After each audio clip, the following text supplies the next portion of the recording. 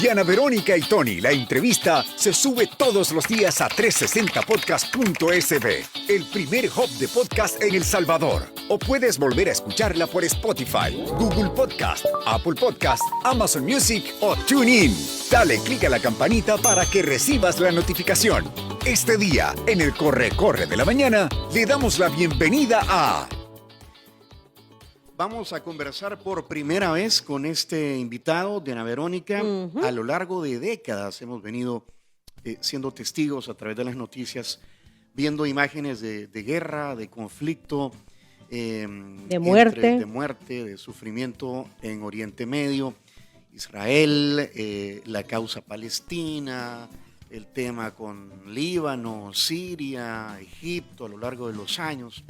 Pero lo que pasó recientemente, creo que ellos lo han dicho, los israelíes han dicho, este es nuestro 11S, y las imágenes de barbarie y de muerte que hemos, lo que han sufrido. Gente huyendo, gente muerta, que se atente contra todos.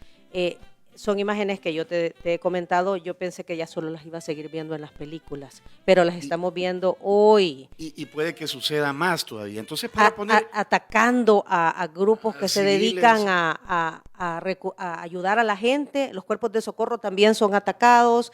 Entonces, la verdad que la barbarie que se está dando no es digna ya del ser humano. Y creo que los adultos jóvenes, nuestra audiencia, pues debe estar... tener contexto de lo que está pasando. Entender, ¿verdad?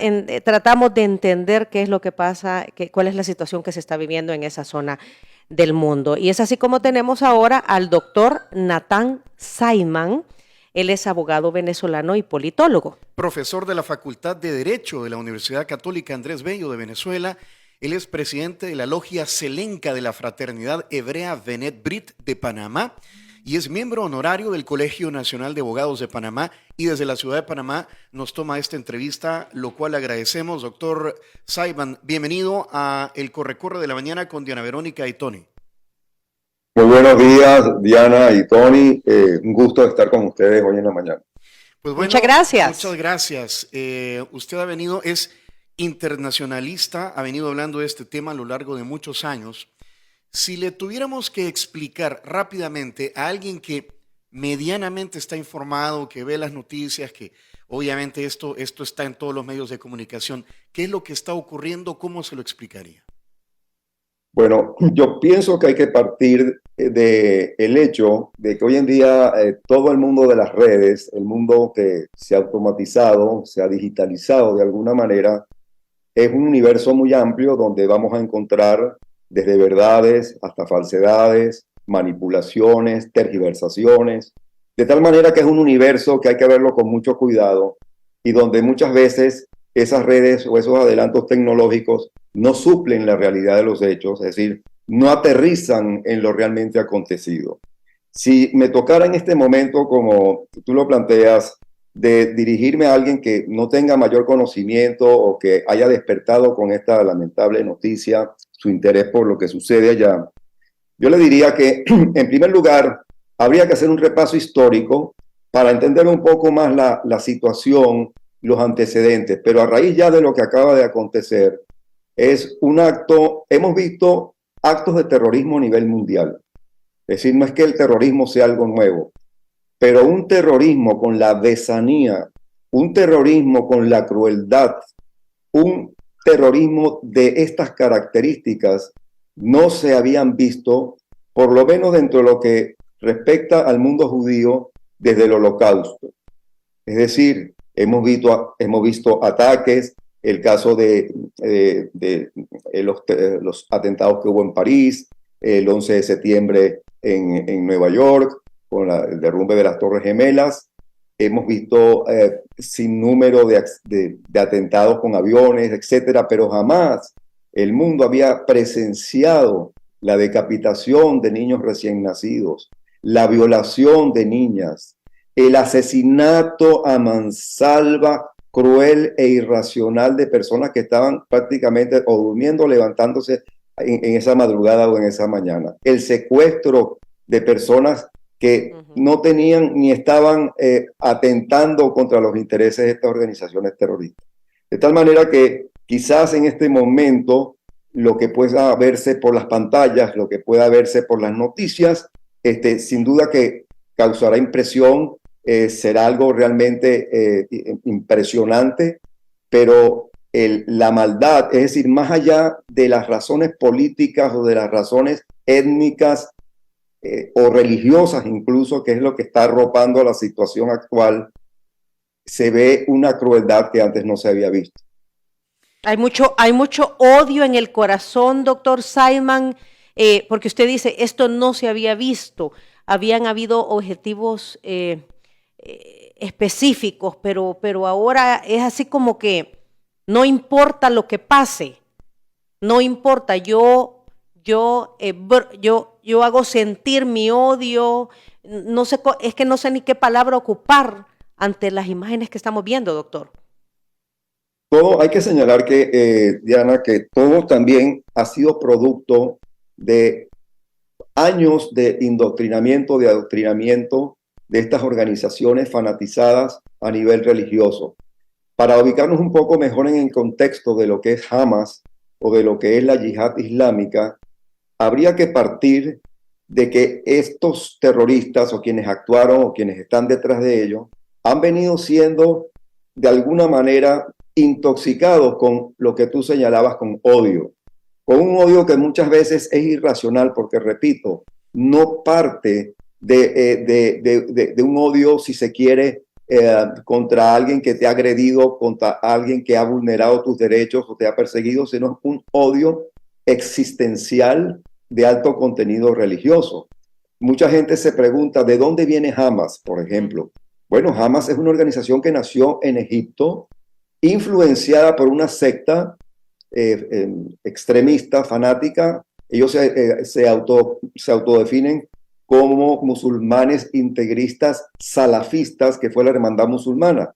La hermandad musulmana en Egipto ha sido como la madre ideológica tanto de la yihad islámica como del Hamas, en el sentido de que si uno lee, y yo tengo aquí textualmente, quizás más adelante para brevemente darle una breve lectura al acta fundacional del grupo Hamas, donde ya el territorio, que siempre ha sido, vamos a decir, el hito esgrimido por un sector del pueblo palestino para reclamar su derecho a tener parte de un Estado que nunca reconocieron, que nunca aceptaron, ya eso ha sido rebasado por el islamismo. Cuando uno lee la carta fundacional de Hamas, se encuentra con que el fin perseguido no es crear un Estado palestino al lado de Israel, que era lo originalmente planteado en la partición del año 1947 en las Naciones Unidas, sino lo que uno lee textualmente es la islamización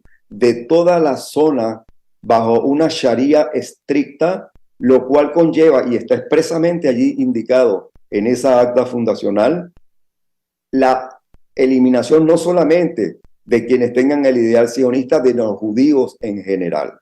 Y si nosotros, las personas que están viendo las redes, pudieron en estos días observar a un, vamos a decir, un religioso, una especie de mufti que respalda a este grupo, hablaba claramente de que los judíos y los cristianos tienen que desaparecer del mapa, que la lucha es contra los judíos y los cristianos. Entonces, esto ya rebasó, vamos a decir, más allá de la crueldad que vimos, que se pudo presenciar a través de las redes, rebasó lo que era la reclamación original del pueblo palestino con relación al territorio. A propósito de esta reclamación original, la partición del 47, de 1947 de Naciones Unidas, la fundación en el 48 del Estado de Israel, los acuerdos de Oslo de 1993, que vaya, ahí está reconocida lo que se conoce como la causa palestina, pero jamás la yihad islámica y Hezbollah al norte allá en Líbano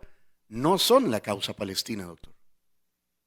Por supuesto, muy bien, Tony, lo que apunta no es la causa palestina original, repito, es la de tener un territorio independiente donde ellos puedan organizarse civil y políticamente que fue el espíritu de la partición del año 47.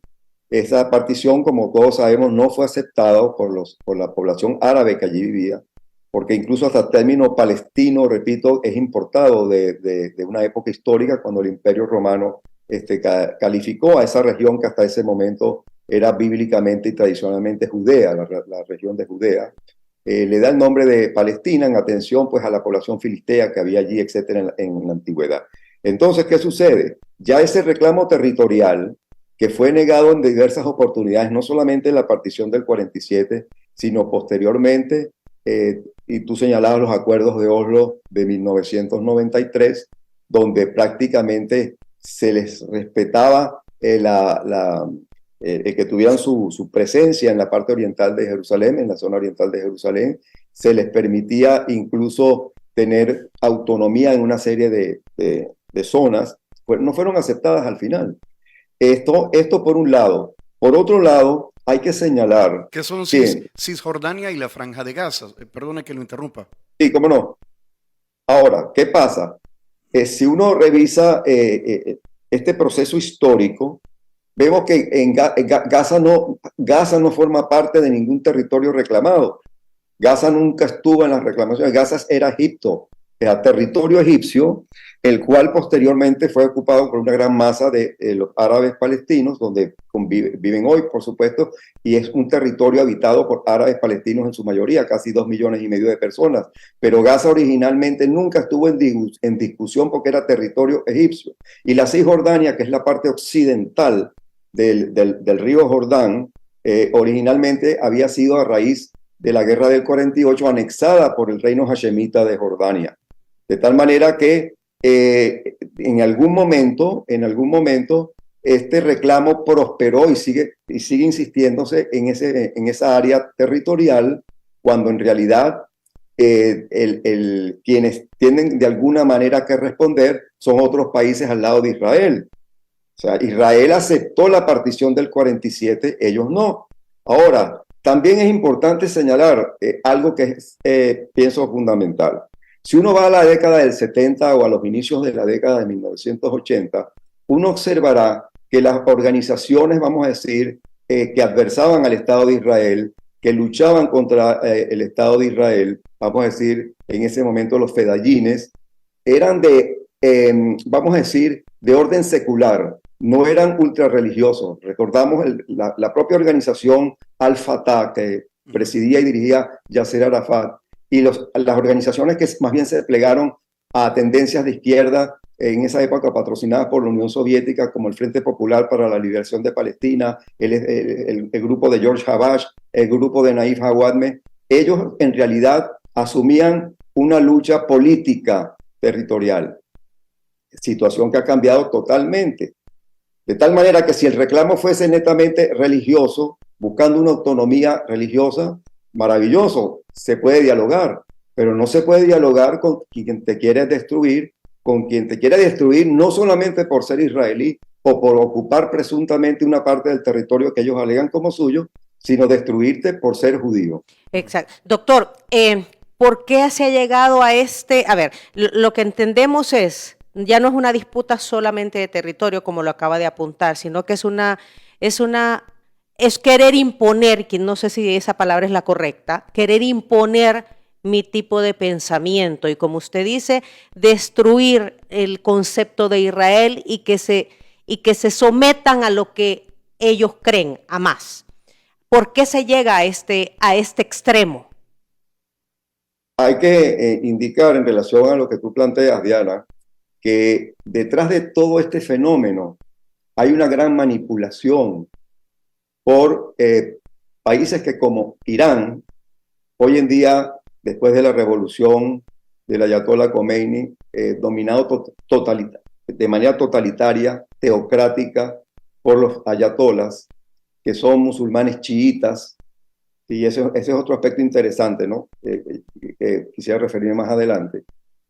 Hay un financiamiento, hay un interés en inculcar ese odio desde la más tierna niñez en estos niños palestinos, donde son prácticamente adoctrinados. Cuando me hacen la pregunta que por qué esto a estas alturas, es porque ese odio ha venido incubándose de manera dirigida, de manera manipulada desde hace ya más de 30 años, con las famosas madrazas, que son las casas de estudio del Islam, pero que se han transformado en, vamos a decir, preparatorios de terrorismo, porque incluso vemos como desde ayer un poco tarde, ¿no? O antier, como quizás tratando de acomodar su situación, quienes hoy ejercen el gobierno en las zonas de Judea y Samaria, como es la Autoridad Nacional Palestina, la ANP, que preside Mahmoud Abbas,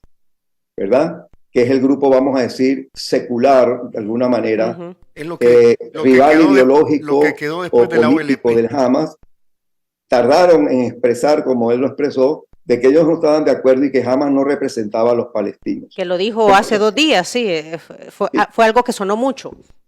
Claro, pero tardó, y lo que ha llamado poderosamente la atención y que causa una preocupación incluso más allá de lo acontecido, de las pérdidas humanas que hubo, es el silencio de gran parte de la comunidad internacional, ojo, no solamente de la comunidad islámica que pudiera en algún momento simpatizar con estos grupos, sino de comunidades no islámicas. Uno, por ejemplo, ve lo que aconteció cuando las Torres Gemelas con el grupo Al-Qaeda, cuando aconteció lo de París con el grupo ISIS, el Daesh, las declaraciones y las reacciones y las manifestaciones fueron multitudinarias en contra de esos actos terroristas. Pero en esta oportunidad, personas, digamos, que si tienen sensibilidad, que aducen y entienden lo doloroso que fue esto, es una minoría. O sea, vemos con mucha preocupación un silencio, y a veces el silencio es ensordecedor. Entonces, el tema es porque mucha gente se pregunta de las familias que tienen deudos, que perdieron hijos, que perdieron esposos, que perdieron hermanos, más allá de lo que tuvieron que afrontar, ¿dónde está la comunidad internacional? ¿Por qué ese silencio? ¿Por qué esa tolerancia? Y eso afecta mucho desde el punto de vista psicológico. Eso crea una ruptura entre el hoy y el futuro. Las personas que sufrieron o los familiares que tuvieron esa madrugada o esa mañana del sábado 7 de octubre, en plena conmemoración del día de descanso y en plena celebración de la fiesta de la Torá, lo que llaman el Simchat Torah, nunca olvidarán. Hay niños traumatizados que sobrevivieron, que nunca olvidarán esas imágenes, porque no solamente fue el atentado, vamos a decir, donde se oyen disparos, explosiones, gritos, no, es el haber presenciado la mutilación de personas, la desaparición de la noche a la mañana de gente que eran tus vecinos, que eran tus amigos. Entonces, el efecto, el daño psicológico es devastador. A ver, doctor Seidman, ¿qué se viene? Porque hoy la noticia era que, vaya, Israel está ahí, en la frontera, en toda la franja de Gaza. La noticia era que Anthony Blinken más o menos había logrado que Egipto abriera la frontera sur de Rafah para permitir un corredor humanitario. Es decir, Israel ya advirtió que va a entrar o que va a seguir atacando o que va a entrar con la fuerza del Estado de Israel, pero está como contenido ahorita.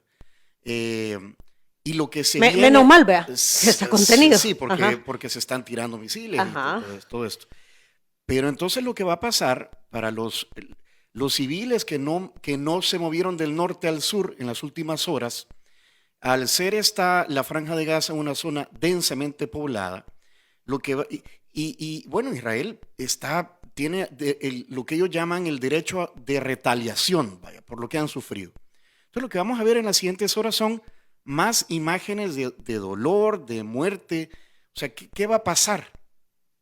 Hoy en la mañana, creo que fue hoy en la mañana o ayer, el señor Borrell, que es el presidente del Parlamento Europeo, dio una declaración, vamos a decir, de orden, si se quiere, principista teórico, que está recogida en la legalidad internacional, como se conoce, haciendo hincapié en que no se violaran pues, patrones de lo que es una guerra, o sea, sobre todo de las víctimas, los derechos, etc. Y se ha hablado mucho también de la proporcionalidad, entre comillas, de la respuesta que está dando Israel. Pero hay que entender lo siguiente. En primer lugar, ¿de qué proporcionalidad se está hablando? ¿Será entonces que para lograr esa proporcionalidad, me perdonan lo crudo de lo que voy a comentar, tendría entonces Israel que con unos comandos especiales, para que haya proporcionalidad, digo, ir a decapitar niños palestinos, ir a violar mujeres palestinas, ir a matar a gente pacífica que vive en Gaza? Eso es una proporcionalidad. ¿Qué sucede? Israel, Gaza, está secuestrada por el grupo Hamas. No hay que olvidar que originalmente Gaza estaba bajo la autoridad de la ANP, de la Autoridad Nacional Palestina, y la ANP sufrió un golpe de Estado por parte de Hamas, que se apoderó políticamente de la franja y ejerce una dictadura en Gaza. ¿Qué sucede? Muchos civiles gazatíes que no tienen que ver con el conflicto son sometidos y son víctimas también de la dictadura que ejerce Hamas en su propio territorio. Y cuando se habla del corredor humanitario, hemos visto imágenes donde los mismos retenes armados del grupo Hamas le impedía o le impide a esa población migrante ir hacia el sur. Israel, desde el punto de vista ético, es uno de los pocos estados, no sé si el único, que avisa con anticipación que va a bombardear por lo menos ciertas zonas que son donde se encuentran, vamos a decir, refugiados los terroristas, permitiéndole a la población civil que pueda migrar. Pero el paso hasta por lo menos ayer se lo cerraban los mismos militantes o terroristas del Hamas. Y recientemente, afortunadamente, se ha abierto una especie de espacio para que puedan ir al sur. Más allá de eso, no hay que olvidar que para promover esa migración y para que esa gente civil que está migrando, huyendo del terror también dentro de Gaza, porque dentro de Gaza también hay terror, que tengan agua. Eso es algo que incluso no ha sido tan bien valorado. Es decir, Israel está tomando en cuenta toda esa población civil. Ahora, ¿cómo se defiende Israel? Es decir, de grupos que están enquistados y que utilizan a estudiantes, a jóvenes, a ancianos gazatíes, árabes gazatíes, palestinos como escudo. ¿Qué hace el Estado de Israel después de esta atrocidad? Tiene que buscar a los responsables y no solamente castigar a los responsables, sino tiene que evitar que esto se repita. Gaza, lamentablemente, y la parte norte, que es la mayor densamente poblada, está ocupada totalmente por el grupo terrorista. Ellos utilizan escudos humanos. Muchos de los rehenes que se llevaron los tienen prácticamente bajo túneles. Es decir, llega un momento en que tu derecho a defenderte lamentablemente tiene que traspasar ciertos límites y ciertas restricciones. Y eso es lo que estamos a punto de ver, doctor. Exactamente. Ahora, Israel en todo momento está tratando de minimizar las pérdidas civiles porque, vamos a estar claros, las van a ver. Lamentable y tristemente las van a ver. Pero de no continuar Israel con la ofensiva terrestre que se inició prácticamente ayer, que es la que va buscando in situ, vamos a decir, dónde están ubicados los principales comandantes o los principales dirigentes de este grupo, jamás no va a desaparecer. Y las autoridades israelíes, el gobierno de unidad que en estos momentos está manejando la crisis, ha sido enfático en que la idea no es destruir a Gaza, sino destruir a la Hamas. Hamas, hay una guerra para que Hamas desaparezca. Doctor, cualquier oyente puede estarse preguntando ahorita, pues en El Salvador, aquí estamos lejos, el doctor nos recibe la entrevista en Panamá, pero Y, pues sí, yo lo veo en las noticias, eso es lejano. ¿A mí en qué me afecta? Podría alguien decir. Pero ya lo vimos con el COVID, cuando pensábamos que China, que está lejos, pues eso estaba ocurriendo allá, al final los latigazos y todo esto nos vino a complicar a todo el mundo. Se está hablando, Israel y Estados Unidos no han dicho claramente que Teherán y los iraníes están detrás de todo esto. Pero vaya, le fueron a parquear un portaaviones ahí al mar Mediterráneo a los iraníes, ¿verdad? Pues Israel a lo largo de los años ha venido haciendo las paces o normalizando sus relaciones con el mundo árabe, principalmente, bueno, comenzó con Egipto, después Jordania, y se habla de que esta acción promovida por Irán del grupo Hamas quería dinamitar un próximo acuerdo o las relaciones con Arabia Saudita, que son suníes. Ya dijo usted que los iraníes son chiitas. ¿Será que por ahí va la cosa y esto se va a hacer grande y nos va a terminar afectando a todos? ¿Qué cree usted? Bueno, tú acabas de mencionar algo que es importante, que mucha gente pierde de vista, y es muy importante cuando hablas de El Salvador, de Panamá, que qué hacemos nosotros quizás opinando al respecto. La gente no termina de ver que esto es un proceso cada vez más global y más interconectado. Aquí no estamos en un conflicto clásico o históricamente clásico como los que han acontecido en el Medio Oriente, en las guerras clásicas de Egipto, de Siria contra Israel. No estamos en la guerra de los 6 días ni en la guerra de Yom Kippur. Estamos ante un fenómeno global, porque el islamismo radical, que tuvo su representación en un momento con Al-Qaeda, luego la tuvo con ISIS, en este momento lo tiene con Hamas, y al norte de Israel con el Hezbollah, que eso también me quisiera referir brevemente, es algo que va más allá de la lucha contra Israel. Es una lucha contra la civilización occidental. Y cuando hablamos de civilización occidental, que no se tome ese calificativo como prepotente. Civilización occidental entendemos esta civilización con valores judeocristianos, esta civilización con instituciones tomadas de la Grecia antigua y de Roma, como la república, la democracia. Es decir, nosotros, nuestros valores, nuestro sistema, nuestra democracia es una amenaza para esos sectores islamistas radicales o extremistas. Cada vez el proceso se globaliza más. Cuando hablamos de Irán, que es el patrocinador y el que expresamente ha dicho que quiere la destrucción del Estado de Israel, pasa por varias aristas.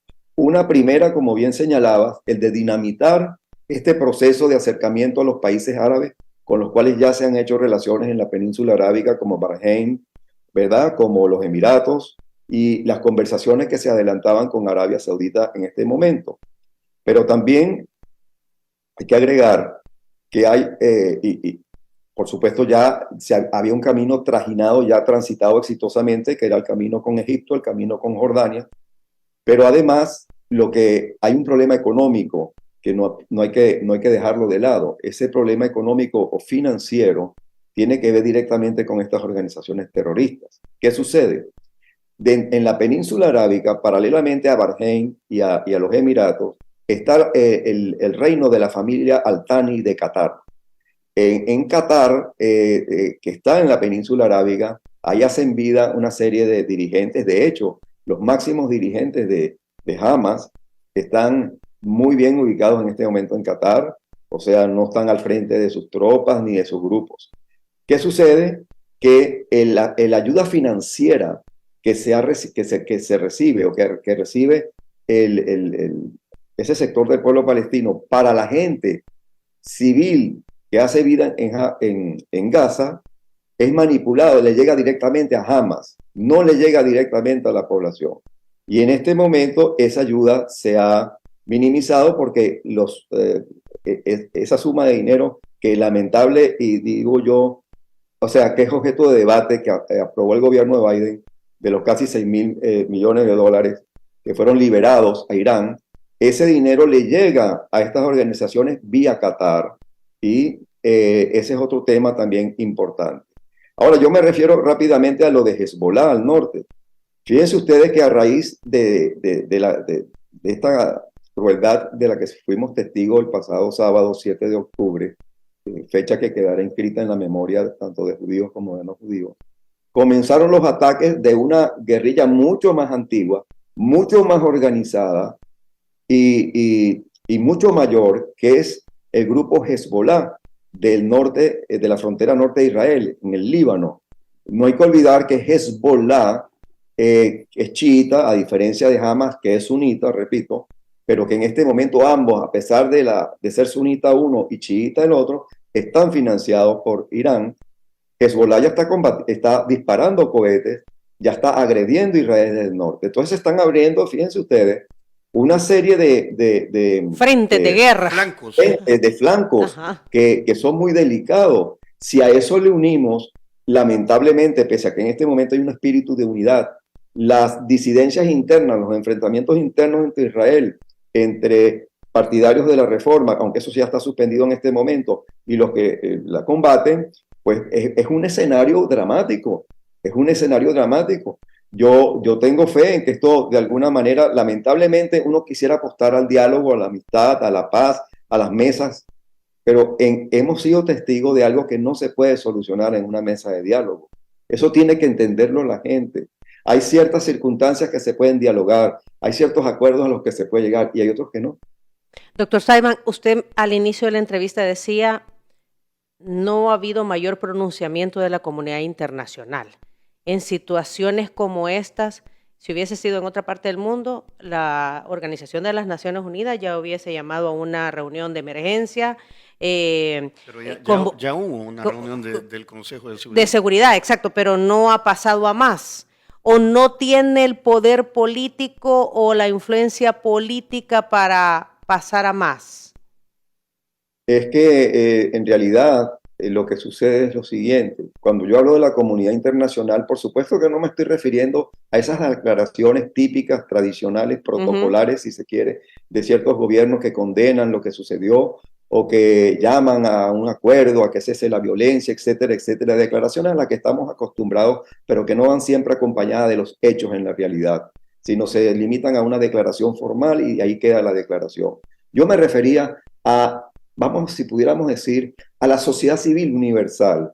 Es decir, ¿cómo es posible que en templos, incluso nosotros tenemos excelentes relaciones acá y en otros lados con musulmanes, amigos, dentro de Israel, el islamismo practica su religión, tienen sus mezquitas, hay árabes israelíes que hacen vida en Israel y que tienen representación en la Knesset, en su congreso, pero que un religioso musulmán no hayamos oído que en algún momento que le toque disertar frente a su congregación o frente a su feligresía una condena a lo que pasó, o sea, una alarma ante lo que pasó. Entonces es, como decía al principio, lamentablemente, es un silencio ensordecedor. Es decir, que golpea mucho a los familiares de las víctimas y que golpea mucho a la población israelí. Ahora, brevemente para que veamos, es cierto que hay un portaaviones, es cierto que hay unos destructores que acompañan al portaaviones, pero el gobierno americano ha sido muy claro que ellos solamente van a intervenir en la medida en que realmente la situación se vuelve insostenible y siempre será en el norte, porque al atacar a Hezbollah, que Hezbollah en sus orígenes no era una organización guerrillera ni terrorista, era un partido político dentro del Líbano, y se transformó tan así de que supera armamentística y militarmente al ejército convencional del Líbano. Doctor, el presidente Nayib Bukele fue bastante duro, tuiteó y dijo: como salvadoreño con ascendencia palestina, estoy seguro de que lo mejor que le podría pasar al pueblo palestino es que jamás desaparezca por completo. Esas bestias salvajes no representan a los palestinos. Y sigue el tuit y ha sido bastante enfático.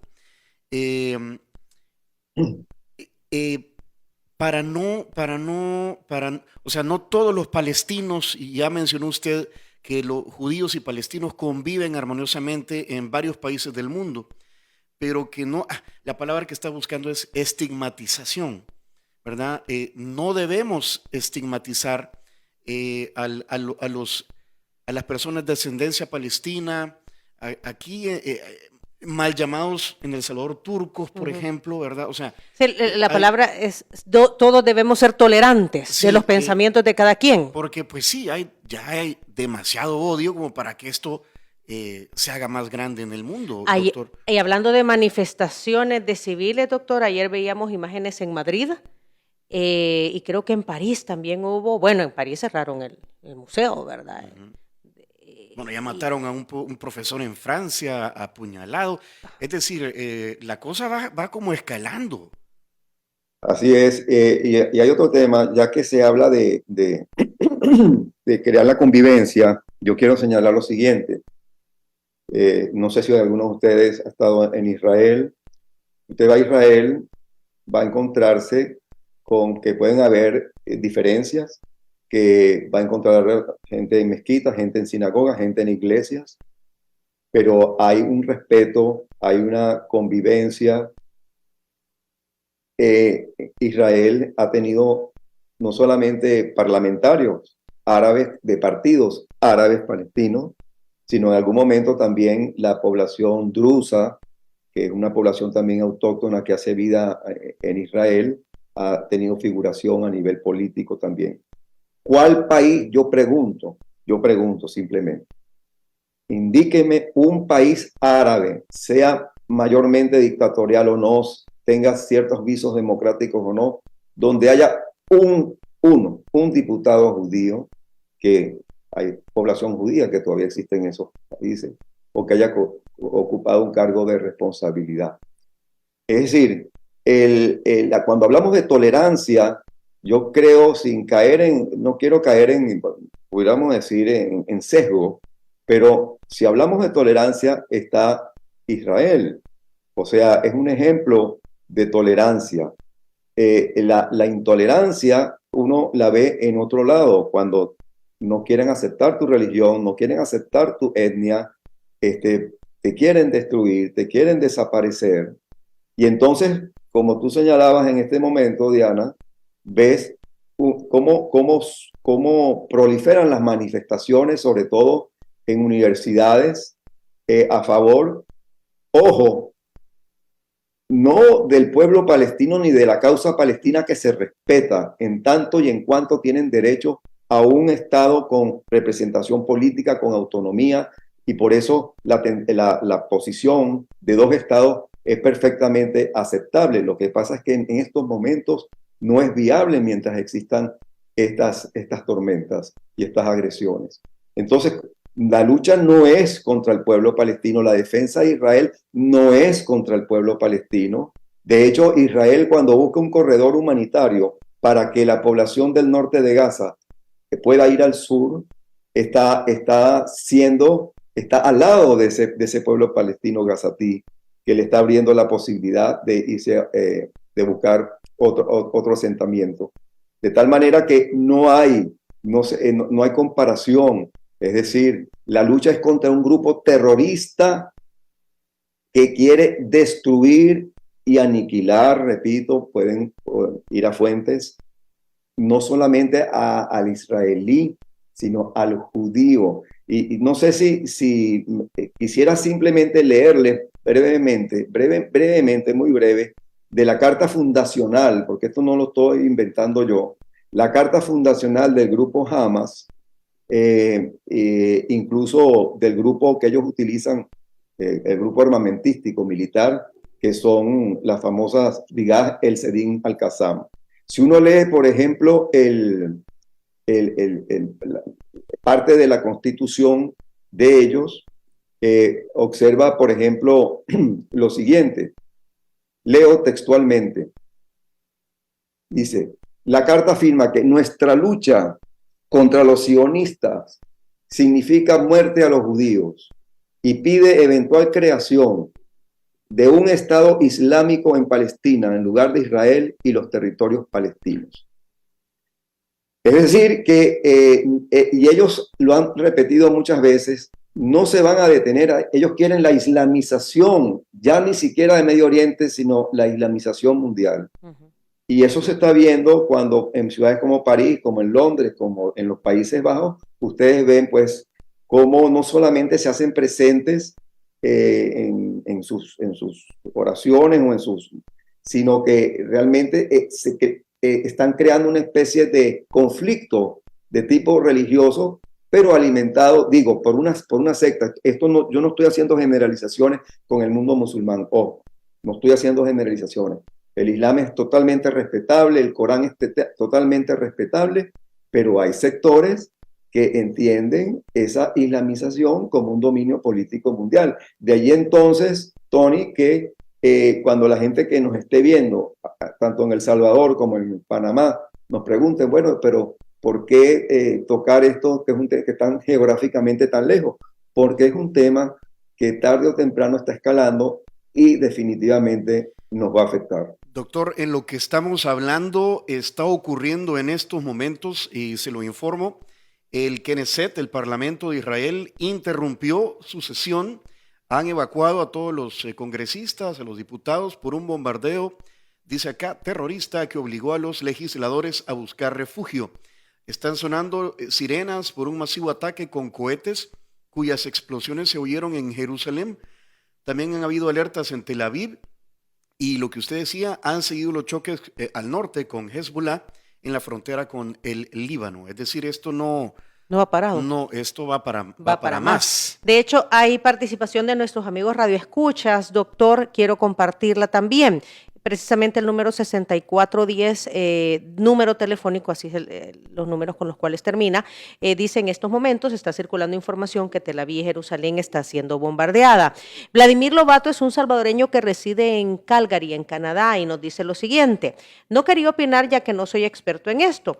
Una de las bases de este grupo, se refiere a Hamas, es recuperar todo territorio que haya en el pasado estado bajo un régimen musulmán. Entre ellos está España y todos los pueblos que estuvieron bajo el Imperio Otomano. Por favor, corríjame si estoy equivocado, dice Vladimir Lobato. Doctor. A raíz en primer lugar, bueno, lamento mucho la noticia que nos estás dando, Tony. Hago aquí un pequeño paréntesis ante esta situación, ante este ataque que ya está tocando, que sería el corazón político de Jerusalén. La gran pregunta sigue en el aire: ¿cómo se defiende Israel? ¿Cuáles son los consejos que debe seguir Israel para defenderse? Bueno, pasando ya al punto que dice el radioescucha y que plantea Diana, hay que señalar que en efecto, al término de la Primera Guerra Mundial, las áreas del Medio Oriente que estaban bajo la égida del Imperio Otomano, no hay que olvidar que pues ese Imperio Otomano duró hasta el final de la Primera Guerra Mundial, fue convertido en un mandato de la Gran Bretaña, en un mandato británico. En toda esa evolución histórica hasta ese momento, posterior al final de la Primera Guerra Mundial, nunca se habló de un Estado, de un grupo que exigiera un Estado independiente como es la demanda del pueblo palestino. Había una población árabe, pero no tenía el calificativo de ser parte de un Estado en particular. Y había una población judía que igualmente no tenía en ese momento la conformación de un Estado, de una república. Y precisamente la partición de las Naciones Unidas en el año 47 definió y le buscó formalizó esa situación. Solo que una de las partes no aceptó esa partición, que por cierto, si uno ve a nivel geográfico el mapa de lo que era la partición del año 47, verá que los territorios que le daban al Estado árabe excedían notoriamente al territorio que le daban al Estado de Israel. Pues bien, al amigo de Calgary de Canadá le explicó esto, de que esa zona siempre fue lamentablemente ocupada por distintos imperios. El último de ellos fue el Imperio Otomano y de alguna manera el Imperio Británico. Muy bien, nos quedan 5 minutos de entrevista. ¿Qué le podría decir a nuestros oyentes, a los salvadoreños que nos están escuchando? Porque es inminente que Israel va a entrar a la Franja de Gaza, y las imágenes que vamos a ver van a ser de más sangre, de más muerte. Ya lo dice usted. Preguntémonos cómo se defiende Israel de estas agresiones. Y lo que dijo también, que no ve ninguna salida de diálogo. Es como negociar con alguien que decapita niños, ¿verdad? Ajá, o sea, no se puede. Ajá. Entonces, ¿qué le podría decir como para, entender la posición del pueblo de Israel? Bueno, en primer lugar, que no me he referido, hay un ambiente de mucha satisfacción dentro de casi todas las comunidades judías por el discurso y por la posición que asumió el presidente Bukele. No obstante su ascendencia palestina, quería hacer este paréntesis. Uh-huh. Realmente lo consideramos pues una persona que está haciendo una gran labor más allá de lo que fueron sus declaraciones, y todas las comunidades judías a nivel mundial le agradecen su posición y su solidaridad. Ahora, entrando ya en esta parte final de la entrevista, yo lo que le pido a la gente, yo lo que le pido a los ciudadanos del mundo, más allá que a los gobiernos, es decir, a quienes no están aún contaminados con el poder o con las complacencias del poder o con la burocracia o con lo que se debe decir, con lo que se debe no decir, o con lo que conviene o no conviene decir, es que se pongan la mano en el corazón, se pongan la mano en el corazón de un pueblo que ha sufrido y que ha sufrido a través de la historia, que está construyendo un país adelantado, tecnológico, que es admiración mundial, contribuyendo en la salud, contribuyendo en la educación, de manera pacífica, que se pongan el corazón en la mano, ya para que entiendan de que cuando un grupo es amenazado, de tal manera como lo está haciendo en este momento el pueblo judío que habita en Israel, y pueblos judíos también que habitan fuera de Israel con los atentados antisemitas, etcétera, que entiendan que es un pueblo que si algo pueden enarbolar, aparte de su fe, aparte de su voluntad de trabajo, es su resiliencia, y que no va a permitir, pueden tenerlo por seguro, un segundo holocausto. Doctor, aquí aparece una paisana suya, mire, venezolana, le manda saludos Karen Vitón. Sí, cómo no. Qué excelente entrevista y que la ha disfrutado mucho. Le agradecemos, doctor, que nos haya tomado, que haya respondido a nuestras preguntas, a los comentarios de nuestra audiencia. Se nos acabó el tiempo, estaremos a llamado, ¿verdad? Por si las cosas van, si hay que volver a contextualizar. Yo creo que es importante porque los adultos jóvenes, los oyentes de El Corre-Corre de la Mañana con Diana Verónica y Tony, pues socializan y deben estar enterados de qué está pasando a la hora de platicar de estos temas. Ha estado con nosotros Natan Saiman.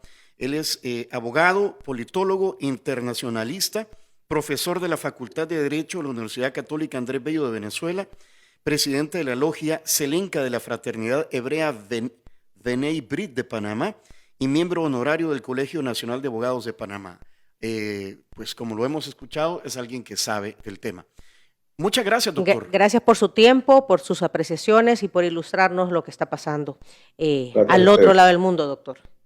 Gracias a ustedes. Un saludo en Buenos la distancia días. hasta Panamá.